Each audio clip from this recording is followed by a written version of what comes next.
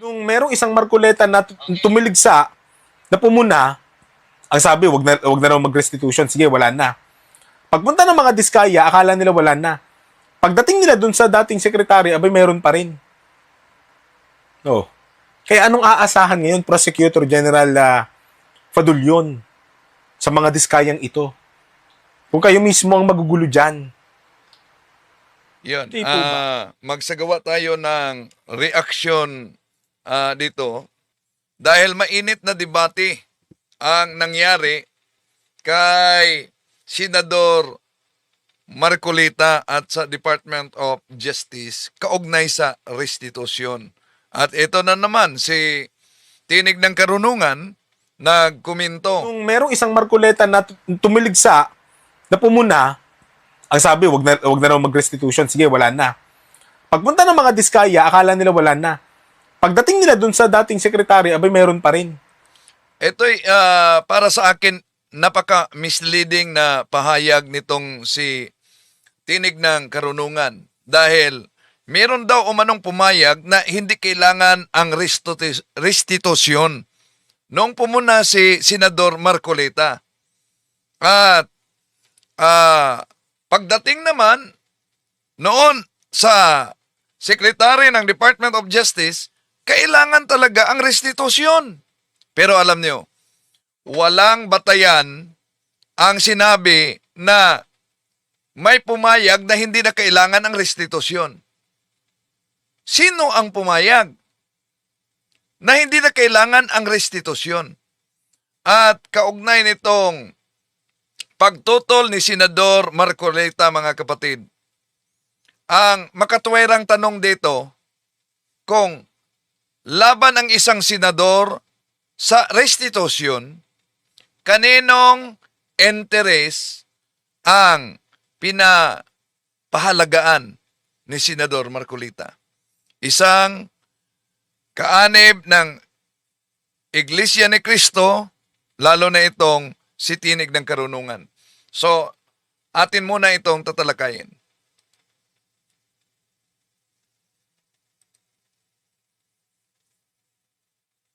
Kumusta? Welcome. At meron tayong busis ng masa, katanungan diyan. Ang tanong natin, yes or no lang yan. Pabor ba kayo kay Senador Marcolita na hindi kailangan ang restitusyon para maging state witness? Oh. So, yes or no lang yan, no? Ano sa tingin niyo, mga kapatid? Oh. Welcome sa ating live streaming. At natagalan tayo dahil sa sinagawang technical adjustment. At inaniya natin ang ating mga suking taga-subaybay. Huwag kalimutang pindutin ang like sa ating live. At huwag din kalimutang mag-subscribe kung bago ka lang. At pindutin ang bell button para updated kayo, mag-comment at i-share ninyo, mga kapatid. Kumusta sa lahat nating mga suking taga-subaybay? Welcome sa ating live. At kung saan man kayo ngayon nagsubaybay, inaniyahan natin ang ating mga suking taga-subaybay na i-comment ninyo ang inyong lugar para alam natin kung saan nakarating ang videong ito. Welcome!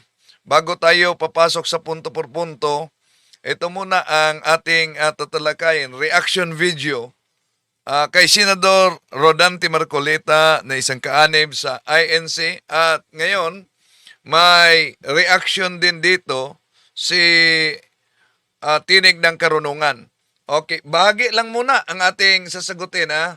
Nung merong isang Marcoleta na tumiligsa, na pumuna, ang sabi, wag na raw mag-restitution. Sige, wala na. Pagpunta ng mga Diskaya, akala nila wala na. Oh, yun. Bakit sinabi kong misleading?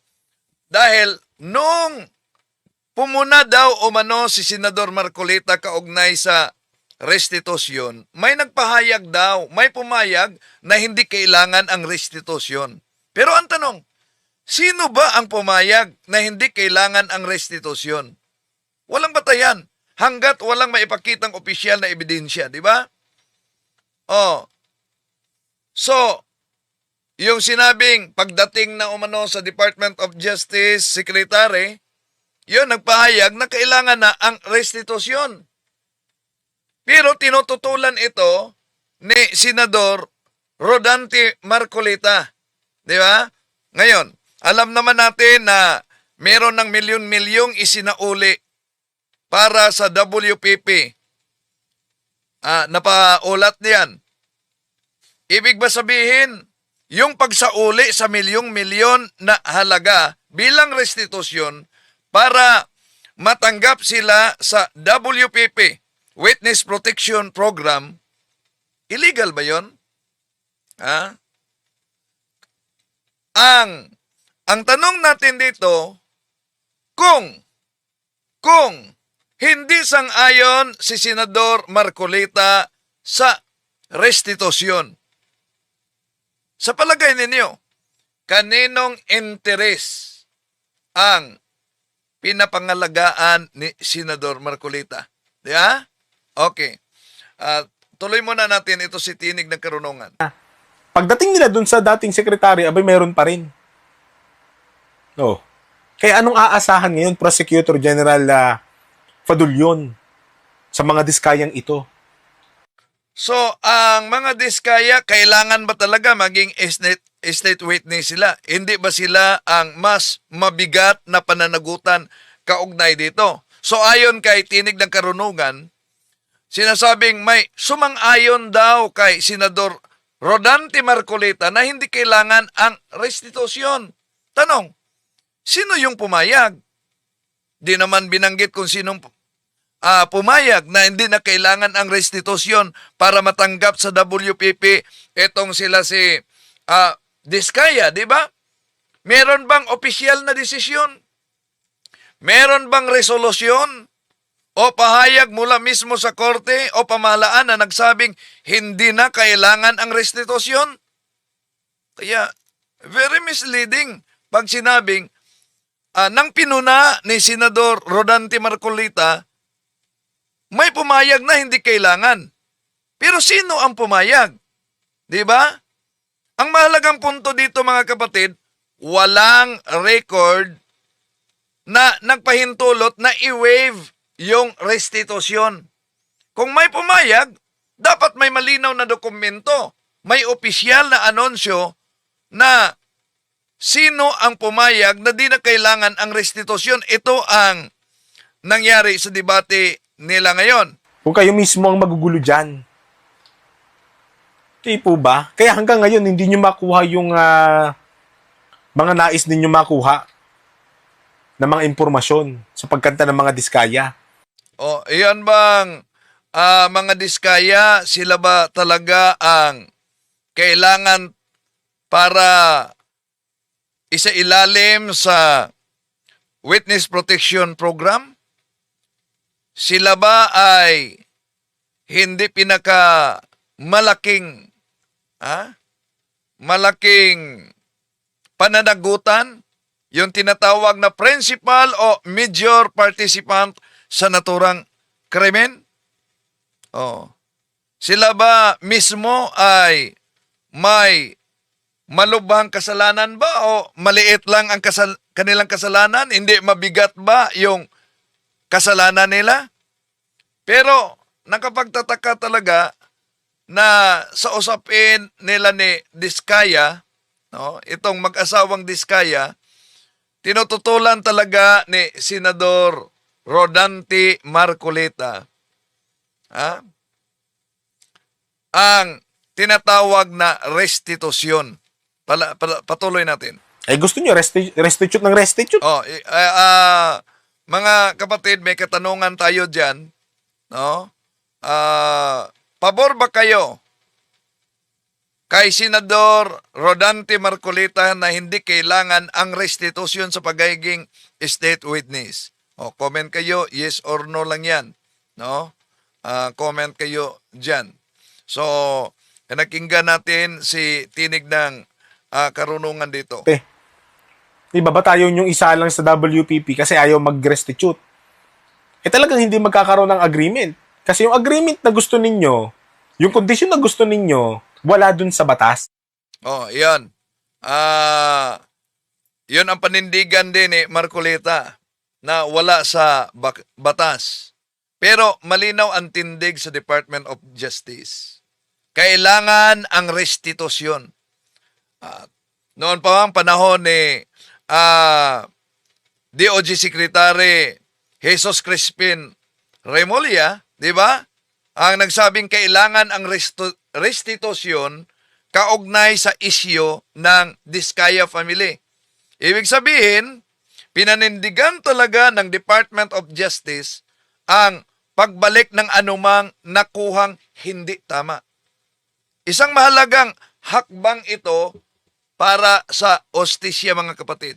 Pero ang tanong, bakit ayaw ni Senador Rodante Marcoleta na isang kaanib ng INC ang restitusyon? So iyan ang sentrong tanong. Kung ang layunin ay katarungan, mga kapatid, ang layunin ay pananagutan, bakit tutulan ang pagbalik ng pundo sa mga tunay na may-ari o sa Estado, di ba? Ang pagtutol sa restitusyon ay nagbubukas ng duda sa intensyon. Lalo na kung taliwas ito sa posisyon ng Department of Justice. Ang restitusyon, ito'y presumption of guilt. Ang restitusyon, mga kapatid, ay mekanismo ito para maibalik ang pinsala habang sumusulong ang proseso. Hindi nito sinasasagaan yung due process. Sa halip, pinakita nitong seryoso ang Estado sa pag-ayos sa nasirang tiwala. Yon. Okay. Yung sabing walang batas naman umano na nagsasabing kailangan talaga yung restitusyon. At yon ang paulit-ulit na pahayag ni Senador Marcoleta at iniiko diyan ni Tinig ng Karunungan. So ang pahayag, mga kapatid, na wala sa batas ang restitusyon, alam nyo, ito'y nakaligaw talaga. Bakit? Kulang ang konteksto. Mali ang absolutong pahayag na wala sa batas ang restitusyon, bagamat hindi laging ginagamit ang eksaktong salitang restitusyon sa ilang batas, pero alam nyo, umiiral ang konsepto nito sa iba't ibang anyo sa ating legal system. Sa ilalim ng tinatawag na civil liability, mga kapatid, damages, return of ill-gotten wealth, at reparation. Ang kawalan ng isang salita ay hindi nangangahulugang wala ang diwa o prinsipyo nito. Sa konsepto ng hustisya, alam nyo, malinaw na ang nagkamali at nakinabang sa pagkakamali, lalo na kung may pinsala sa biktima o sa bayan, ay may moral at legal na obligasyon na magsauli. Ito ang batayang prinsipyo sa tinatawag na unjust enrichment. Walang sinuman ang dapat makinabang sa maling gawain. Di ba? Sa mga kaso sa maling paggamit ng pundo ng gobyerno, lalo na sa pandaraya sa pinansyal, sa paglabag na nagdulot ng pinsalang pinansyal, kinikilala ng mga hukuman ang pagbalik ng nakuhang yaman sa anyo ng recovery of ill-gotten wealth, refund, civil indemnity, moral at exemplary damages. No? So, ang mga ito ay practical sa anyo sa resolusyon, kahit iba ang tinatawag na terminolohiya. So, ang pag-iit na wala sa batas ay tila bang nagtatangkang iwasan yung pananagutan sa halip na ipagtanggol ang kapakanan ng biktima at ng taong bayan. Ang tunay na diwa ng batas ay hindi yung teknikalidad, kundi katarungan at pananagutan. Sa huli, ang ganitong pahayag na mula mismo kay Senador Rodante Marcolita na isang kaanib sa Iglesia ni Cristo ay dapat salain ng kritikal na pag-iisip, mga kapatid. Hindi sapat ang pagsabing wala sa batas. Kung malinaw na may pinsala na dapat itama at yaman na dapat isauli, hindi lang letra ng batas ang mahalaga, kundi ang diwa ng hustisya. Di po ba? Okay. Etong bahagi na pagsagutan ni Senador Rodante Marcolita at sa Department of Justice. Karoon po kasi ng isang mainit na debate sa pagitan po ng dalawang abogado na ang pinag-uusapan po ay tungkol sa restitution o yung aktungang pagbabalik ng salapi ng isang individual na inaakusahang nagnakaw sa kabanang bayan na nais pong maproteksyonan under Witness Protection Program. Alam naman natin mga kababayan na netong nakaraang taon, meron pong isang tao na ngayon siya ang ombudsman ang nagpaugong na kinakailangan daw munang magsaoli o mag-restitute ng pera yung mga taong nagnakaw sa kaban ng bayan para sila ay mapasailalim sa Witness Protection Program na alam naman natin at pinaliwanag ni Senator Rodante Marcolita, wala naman po yun sa batas. Kaya ngayon, dyan sa hearing, sa kababalik lang ng pagdinig na Senate Blue Ribbon Committee, kinumpronta niya ang prosecutor. So alam naman at napaulat naman na may milyong-milyong halaga na isauli na para masailalim sila sa WPP maliban lang nito mga diskaya. Ibig ba sabihin na itong pagsauli sa milyon-milyong halaga para sa restitusyon, tutulan ito ni Senador Marcolita? Tuloy natin. General ng DOJ na si Attorney Richard Fadulion at doon nagsimula yung mainit na sagutan nila tungkol sa restitution. Mabuti pa po ay pakinggan at panoorin natin yung naging sagutan ng dalawa at itignan natin yung kanilang mga punto tungkol po sa paksa na iyan. Makikita nyo po sa screen. Panoorin natin ang sabay-sabay. Ito po. Yan. I am happy that the chairman already encouraged the DOJ na kunin nyo na yung nakadetain sa Senate. Marami pa raw kaming nakadetain dito para lumugluwag yung aming Yung mga na-contempt sa Senate. detention area. Yung may tawag natin, boss. Senate Airbnb ata ang tawag natin doon. O, Naging para Airbnb lumugluwag na. naman yun. Naging Sabi ng staycation DOJ, na place na, no? Opo, kukunin namin. Talaga, kukunin nyo. Yes, Mr. Chair. Yan. Thank you. Sabi pa nga ng chairman natin, narinig ko kanina, Mr. Diskaya, kayo lahat na makipag-usap na kayo, baka sakaling mag-qualify kayo sa Witness Protection Program. Tama naman yun. Ang problema, Prosecutor Padulyon, ini-insist mo kasi yung restitution kaya tayo nagkakaroon ng problema. Nako. Will you still insist on that? Ayan, nagbalik naman sa restitution mga kapatid, no? At para sa diskaya, para sa mga diskaya. Pero maliban diyan, alam naman siguro ng karamihan at napaulat naman ito na may nagsauli na ng milyon-milyong halaga bilang parte sa tinatawag na restitution, yung pagbalik sa nakulimbat na pundo kaugnay sa maanumalyang flood control projects dito sa ating bansa. Sino ba yon ang sauli? Tutulan ba yan Senador Marcolita? Kung tutulan yan Senador Marcolita, ibig ba sabihin, dapat ibalik sa mga nagsauli yung restitution. Halimbawa, si Henry Alcantara, dating Department of Public Works and Highways, DPWH Bulacan 1st District Engineer. Nagsauli siya. Magkaano? 181 million. 181 million. Maliban sa mga sasakyan na mamahalin, isinauli niya, meron pang salapi na 181 million ibinalik niya sa gobyerno bilang bahagi sa tinatawag na restitution effort. Sino pa? Si Gerard